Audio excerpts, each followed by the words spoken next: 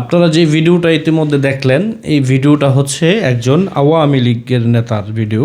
এই লক্ষ্মীপুর জেলার একটা ইউনিয়নের আওয়ামী লীগের সভাপতির সাথে এরকম আচরণ হয়েছে, যাকে আপনার জনসম্মুখে মারধর করে আপনার হেনস্থা করা হয়েছে। কিন্তু আমার প্রশ্ন হচ্ছে যে বিগত 15 বছর আওয়ামী লীগ ক্ষমতায় ছিল, এমন কোনো নজির আপনি কি বলতে পারবেন যে আওয়ামী লীগের কেউ বিএনপির কোনো নেতাকে এরকম রাস্তাঘাটে ধরে আপনার মারধর করছে বা এরকম হেনস্থা করছে, এরকম কোনো নজির কি আপনারা দেখাইতে পারবেন?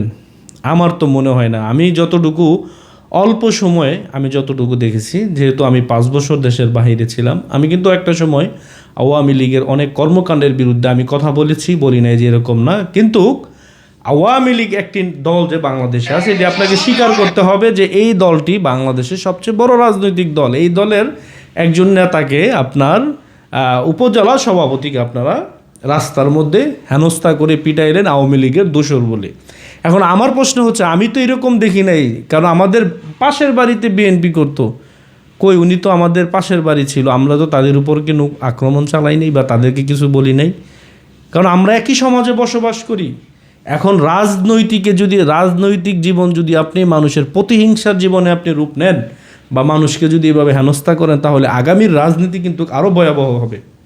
কেন হবে? আজকে আপনি যেই লোকটাকে পিটাইলেন, এই লোকটাকে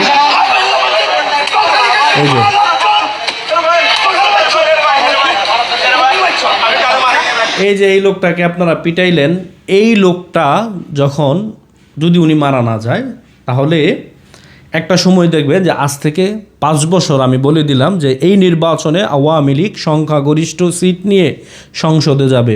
কম করে হলেও এই যে বরাডুবি অবস্থা চলতেছে, তারপরও দেখবেন 100-র উপরে সিট পাবে আওয়ামী লীগ, যদি আওয়ামী লীগ নির্বাচনে আসতে পারে। যদিও সরকার গঠন করতে না পারলেও তারা সরকারের বড় একটি পার্ট থাকবে, কিন্তু আগামীতে তারা সরাসরি সরকারে তারা পূর্ণাঙ্গ ক্ষমতায় যাবে। তখন যদি তারা আপনাদের উপরে এই প্রায়শ্চিত্ত বা নিতে চায় বা এগুলোর যদি আপনার বিচার করতে চায়, তাহলে কিন্তু আপনাদের কাউকেই কিন্তু ছাড়বে না আপনাদেরকে। এখন যদি আপনি মনে করেন যে ওনাকে পিটায় আপনারা বাহাবা নিচ্ছেন, নেতা হয়ে যাবেন, যদি এরকমটা চিন্তা করেন, তাহলে একটা সময় দেখবেন এই লাঞ্ছনার শিকার কিন্তু আপনি নিজে হবেন, এবং কি ওই সময় কথা বলার কোনো মানুষ পাবেন না। যেমন আজকে ওনাকে পিটাচ্ছেন, কেউ কথা বলতেছে না বা কেউ ফিরাইতে চাইতেছে না, একটা সময় আপনারাও কিন্তু সেই লাঞ্ছনার শিকার হবেন। এর জন্য রাজনৈতিকভাবে চর্চা করেন, ব্যক্তিগত আক্রমণে নিয়েন না।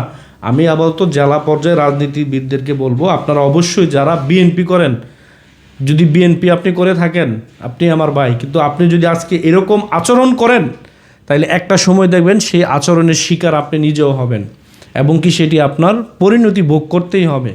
আপনি যাই বলেন, আপনাকে সেই পরিণতি ভোগ করতেই হবে।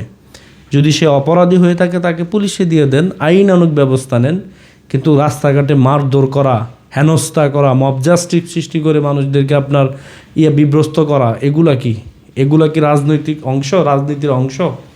আপনি কি দেখছেন বিএনপির অনেক বড় বড় নেতারা আপনার শেখ হাসিনার সময় যারা জেল খেটছে, তাদের উপর এরকম আক্রমণ করতে দেখছেন?